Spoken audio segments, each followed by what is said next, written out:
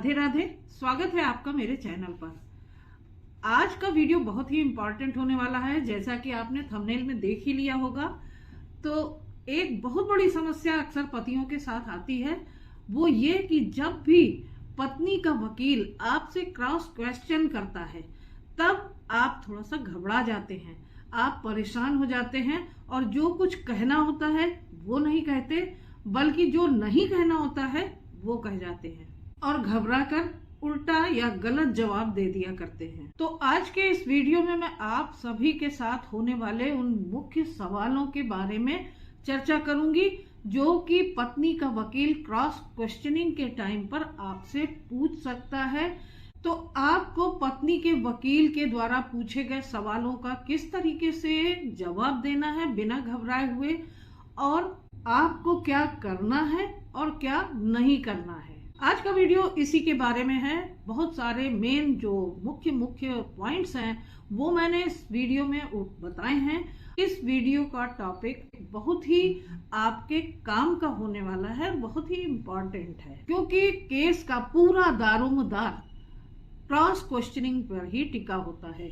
इसलिए आपको इस वीडियो को बिल्कुल भी स्किप नहीं करना, हर पॉइंट को अच्छी तरीके से समझ लेना है। तो वीडियो को शुरू करने से पहले आपसे रिक्वेस्ट है कि अगर अभी तक आपने मेरे चैनल को सब्सक्राइब ना किया हो तो सब्सक्राइब कर लीजिए और बेल बटन को प्रेस करना बिल्कुल मत भूलिएगा, ताकि ऐसी ही इम्पोर्टेंट इंफॉर्मेशंस, ऐसे ही इम्पोर्टेंट टॉपिक्स आपके पास पहुंचते रहें सबसे पहले। और अगर आपकी भी कोई लीगल समस्या है या मैट्रिमोनियल डिस्प्यूट चल रहा है तो आप डिस्क्रिप्शन बॉक्स में दिए गए नंबर पर मुझसे संपर्क कर सकते हैं। तो चलिए शुरू करते हैं। आपके मेंटेनेंस केस में एविडेंस हो चुकी है, इश्यूज बन चुके हैं, प्रिंटिंग कंप्लीट हो चुकी है, तो अब स्टेज आ जाती है क्रॉस क्वेश्चनिंग की। आपकी पत्नी ने एविडेंसेस दे दी हैं, अपनी गवाही दे दी है, आपके वकील साहब पत्नी से क्रॉस क्वेश्चनिंग कर चुके हैं और आपने अपनी एविडेंसेस कोर्ट में सबमिट कर दी है। तो अब बारी आती है कि पत्नी का वकील आपसे क्वेश्चन पूछेगा, क्रॉस क्वेश्चनिंग करेगा। तो यहाँ सबसे पहली और सबसे इम्पोर्टेंट बात आपको मैं ये बता दूं कि पत्नी के वकील आपसे एक ही क्वेश्चन को 3 बार 4 बार घुमा फिरा के पूछा करते हैं, केवल आपको कंफ्यूज करने के लिए और आपको आपकी बातों में फंसाने के लिए। तो अक्सर ये होता है कि पति कंफ्यूज हो जाते हैं, ट्रैप हो जाते हैं और यहीं पर घबरा जाते हैं। आपको ये लगने लगता है कि शायद आपने पहले इसका जवाब कुछ गलत दे दिया होगा, इसलिए ये दोबारा पूछा जा रहा है, और आप यहाँ पर उस अपने जवाब को थोड़ा इधर उधर कर दिया करते हैं। तो आप अपनी इस समझदारी से वहीं पर फंस जाया करते हैं।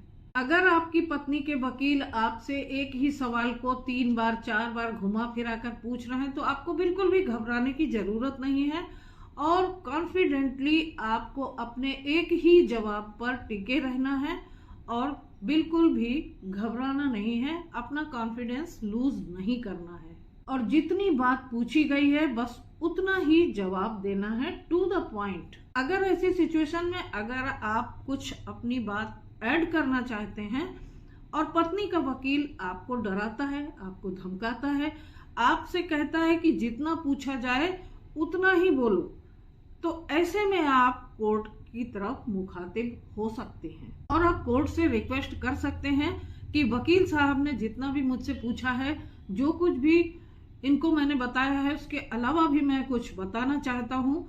विद योर परमिशन मुझे भी कुछ कहने की इजाजत दी जाए। तो आपको कभी भी कोई कोर्ट मना नहीं करती, आपकी बात को भी कोर्ट सुनती है। आप अपना इनपुट रखना चाहते हैं, मेन आपका फोकस होना चाहिए कि जिन कारणों से पत्नी को खर्चा नहीं दिया जा सकता, जिसमें से मुख्य कारण ये है कि वो अपनी खुद की मर्जी से गई है, तो आप जो भी बात करेंगे उसमें घुमा फिराकर ये बात आनी जरूरी है कि पत्नी आपकी अपनी मर्जी से आपका घर छोड़कर गई है। अगर आपके पास एडल्ट्री के प्रूफ हैं तो उनको भी आप यहाँ पर मेंशन कर सकते हैं, बता सकते हैं। अब यहाँ पर ये देखना है कि केवल कहने के लिए आपको बात नहीं कहनी है। बिना बात के अगर पत्नी पर आप लांछन लगाएंगे तो वो गलत होगा। आपके पास एडल्ट्री के प्रूफ हैं, तो जब भी सवाल जवाब हो रहे हो तो बीच में एडल्ट्री को लाना भी बहुत जरूरी है। और हाँ, अगर आपकी पत्नी अर्निंग है तो भी उसको पैसा नहीं मिल सकता, यानी कि मेंटेनेंस नहीं दिया जाना चाहिए। हालांकि ये सभी बातें सवाल जवाब में डिफर हो सकती है, लेकिन कुछ मुख्य प्रश्न ऐसे हैं जो आपके पास आएंगे ही आएंगे। उनके बारे में मैं अभी आपको बताऊंगी। अपोजिट वकील आपको सवाल जवाब के दौरान डरा सकता है, धमका सकता है, आपको चुप करा सकता है, लेकिन उन बातों को आपको माइंड में रखना है जिनके कारण मेंटेनेंस नहीं दिया जा सकता और जिनके सबूत आपके पास हैं। ये सारी चीजें घुमा फिराकर आपको बतानी ही बतानी है। हर हालात में इन पॉइंट्स को आपको वहां पर कोर्ट को विद ड्यू रिस्पेक्ट कोर्ट को बताना ही है।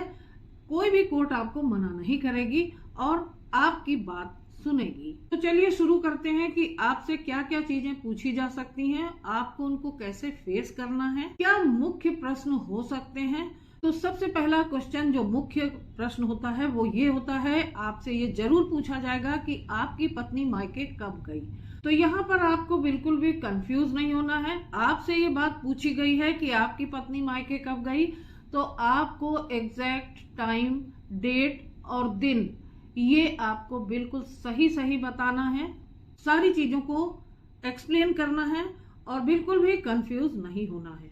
अब दूसरा सवाल यहाँ पर ये जरूर पूछा जाता है कि आपकी पत्नी मायके वापस क्यों चली गई। अब यहाँ पर आपकी वाइफ ने अपनी पिटीशन में लिखा होगा कि आप सबने, ससुराल वालों ने मार पीट कर उसे घर से निकाल दिया, धक्के मारकर घर से निकाल दिया, लेकिन रियलिटी कुछ और ही हुआ करती है जो आप सभी को मालूम है। आपको अपने जवाब में यहाँ पर कहना है कि कोई मारपीट हम लोगों के साथ उसकी नहीं हुई, वो अपनी मर्जी से ससुराल छोड़कर अपने मायके गई है।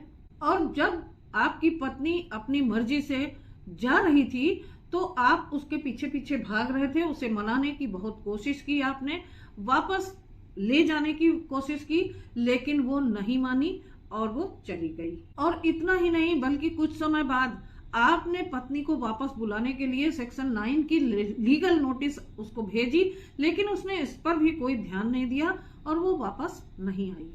यहाँ पर आप इस बात को जरूर मेंशन करेंगे अगर आपने सेक्शन 9 की नोटिस, लीगल नोटिस पत्नी को वापस बुलाने के लिए भेजी है या फिर आपने सेक्शन 9 का केस किया है। अब जो तीसरा प्रश्न पूछेगा पत्नी का वकील आपसे, तो वो होगा लड़ाई से संबंधित, यानी कि आपने अपनी पत्नी को लड़ाई के समय ऐसे मारा था, आपकी माताजी ने ऐसे मारा था और अन्य लोगों ने भी मिलकर उसके साथ मारपीट की थी, जैसा कि उसने अपनी पिटीशन में लिखा होगा पत्नी ने। यहाँ पर आपको सिर्फ इतना कहना है कि ऐसा कुछ भी नहीं हुआ था, कोई मारपीट, लड़ाई झगड़ा नहीं हुआ था, किसी ने नहीं मारा था, बल्कि पत्नी खुद अपनी मर्जी से मेरे घर को छोड़कर अपने मायके चली गई थी। अब अगला क्वेश्चन आपसे ये पूछा जा सकता है कि क्या सेक्शन 9 का केस फाइल किया गया था आपकी तरफ से। तो आप यहाँ पर कहेंगे कि मैंने उसको मनाने की, समझाने की, वापस बुलाने की बहुत कोशिश की, लेकिन वो नहीं मानी। तब मैंने सेक्शन 9 के अंतर्गत एक लीगल नोटिस उसको भेजी अपनी पत्नी को, लेकिन फिर भी वो नहीं मानी। मैंने हर संभव प्रयास करके देख लिया। और अगर सेक्शन 9 का केस आपने नहीं किया है या लीगल नोटिस नहीं भेजी है, तो जो भी पंचायत हुई, लोगों ने बैठकर, घर परिवार के लोगों ने, समाज के लोगों ने बैठकर जो भी पत्नी को मनाने की कोशिश की, आप दोनों में सुलह समझौता कराने की कोशिश की, उन सब को यहाँ पर मेंशन जरूर कीजिएगा।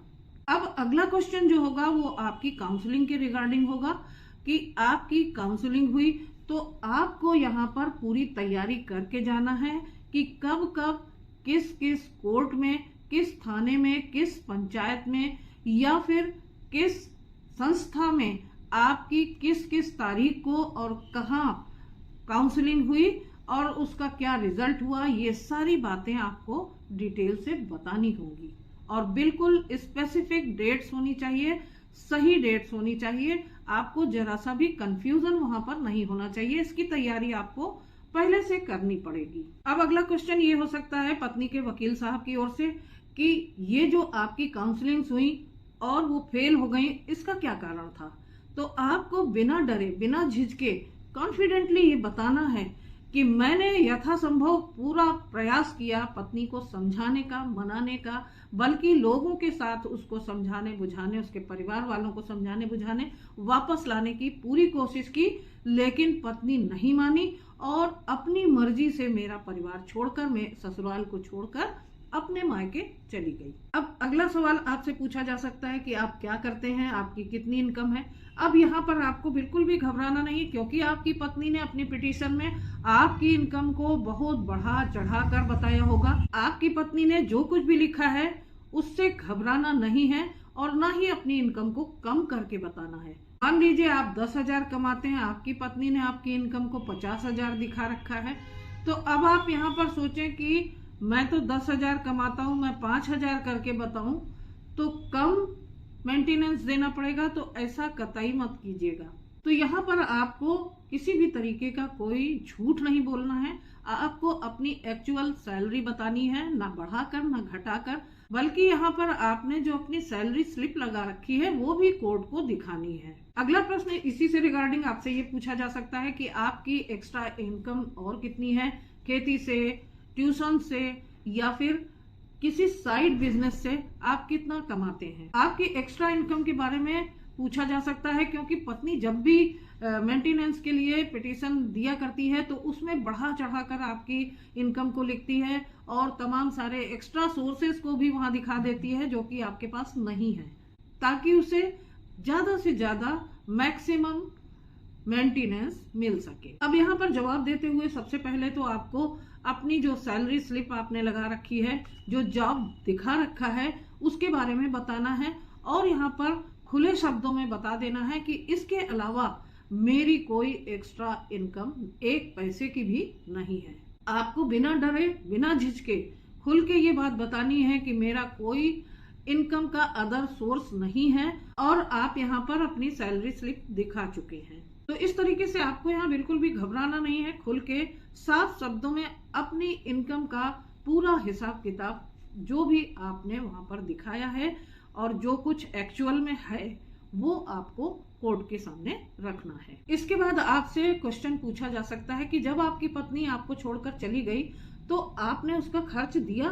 तो यहाँ पर आप बिना डरे हुए आप कोर्ट को ये बताएंगे, कोर्ट के सामने, कि आप तो अपनी पत्नी को वापस बुला रहे हैं और अभी भी साथ में रहना चाहते हैं, हर संभव कोशिश करके देख ली, फिर भी मेरी पत्नी वापस नहीं आ रही है, वापस आकर मेरे साथ नहीं रहना चाहती है, तो फिर ऐसे में किस बात का खर्चा।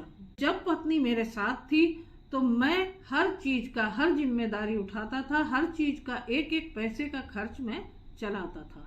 अगर आपकी वाइफ अर्निंग थी तो ऐसे में आप यहाँ पर यह भी मेंशन कर सकते हैं कि आपने अपनी वाइफ के अर्निंग होते हुए भी कभी उससे 1 पैसा नहीं लिया, बल्कि घर के सारे खर्चे आपने ही उठाए। इसके बाद इसी से रिलेटेड आपसे एक क्वेश्चन और पूछा जा सकता है कि जब आपकी पत्नी आपके साथ थी तो क्या आप उसका खर्च उठाते थे। तो आप यहाँ पर साफ साफ कहेंगे कि मैं पहले भी बता चुका हूँ कि जब मेरी पत्नी मेरे साथ रहती थी तो वो अर्निंग थी, फिर भी मैं उससे 1 पैसा नहीं लेता था। पत्नी का कोई बिजनेस था, वो ट्यूशन पढ़ाती थी, वो पार्लर चलाती थी या फिर उसका सिलाई सेंटर था, लेकिन फिर भी मैं उससे 1 पैसा नहीं लेता था। घर का सारा खर्च मैं ही उठाता था और पत्नी के भी सारे खर्च मैं ही उठाता था। इसके बाद जो अगला क्वेश्चन आएगा वो ये हो सकता है कि आपके अगेंस्ट और कौन कौन से केस चल रहे हैं।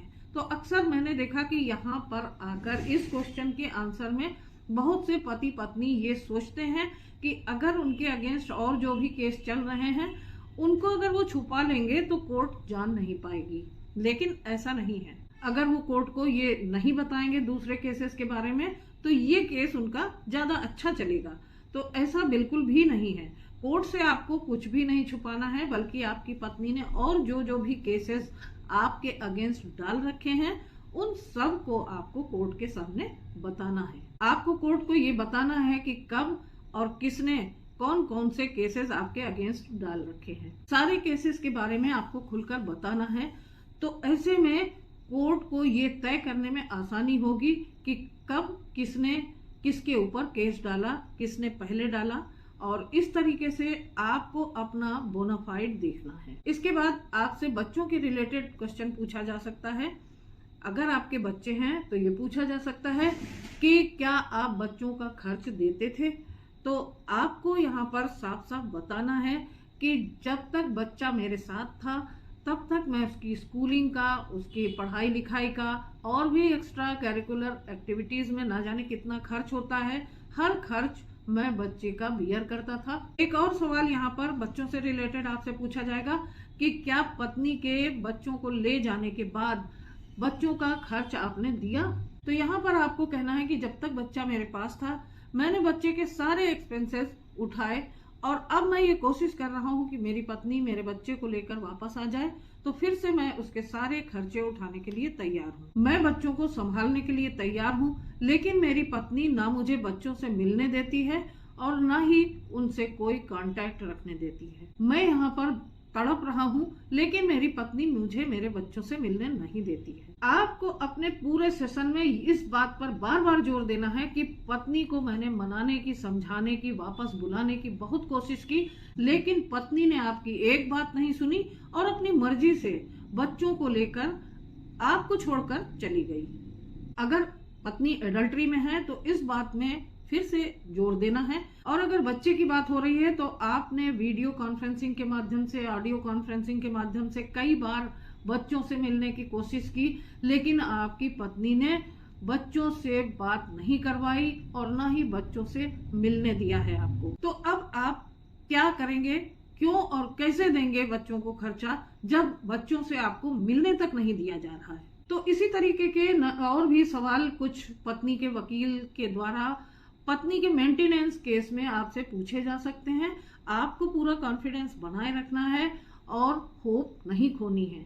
आपको बिना किसी टेंशन के किसी भी तरीके के सवाल जवाब में उलझना नहीं है। जितना पूछा जाए उसका उतना ही जवाब देना है और साथ ही इन बातों को, जिन बातों से पत्नी को मेंटेनेंस ना दिया जाता हो, उन बातों को अगर आपके पास सबूत है तो जोर देकर उन जवाबों में अपने बार बार कोशिश करके लाना है, ताकि कोर्ट को अच्छी तरीके से पता चल जाए कि आपकी पत्नी अर्निंग है या फिर एडल्ट्री में है या फिर अपनी मर्जी से गई हुई है। तो इस बात पे फोकस करना है आपको और कोर्ट को ये अपनी बात को पहुंचाना है। मुझे पूरा विश्वास है कि आपको बहुत टेंशन हो रही थी कि पत्नी के मेंटेनेंस के केस में मुझे किस तरीके से सवालों के जवाब देने हैं, किस तरीके से तैयारी करनी है। तो आज आपकी टेंशन खत्म हो गई होगी। आपको मेरे इस वीडियो से बहुत मदद मिल गई होगी, क्योंकि मैंने इस वीडियो में मुख्य उन सभी पॉइंट्स पे चर्चा की है जो कि हमेशा मेंटेनेंस के केस में पत्नी के वकील के द्वारा पति से पूछे जाते हैं। और अगर अभी भी आपको कोई कंफ्यूजन हो तो कमेंट बॉक्स में आप कमेंट करके मुझसे अपना सवाल पूछ सकते हैं और साथ ही डिस्क्रिप्शन बॉक्स में दिए गए मेरे नंबर पर संपर्क कर सकते हैं। मेरी लीगल टीम हमेशा आपकी मदद के लिए तैयार है। आशा करती हूँ वीडियो आपको पसंद आया होगा। अगर वीडियो पसंद आया हो तो लाइक और शेयर करना बिल्कुल मत भूलिएगा। और हाँ, 80% लोग मेरे चैनल में मेरे वीडियोस को देखते हैं लेकिन सब्सक्राइब नहीं करते, तो फटाफट आज मेरे चैनल को सब्सक्राइब भी कर लीजिए। तो फिर मिलती हूँ अगले वीडियो में एक नई इन्फॉर्मेशन के साथ, एक नए टॉपिक के साथ। तब तक के लिए अपना खूब ख्याल रखिएगा। आप सभी को राधे राधे।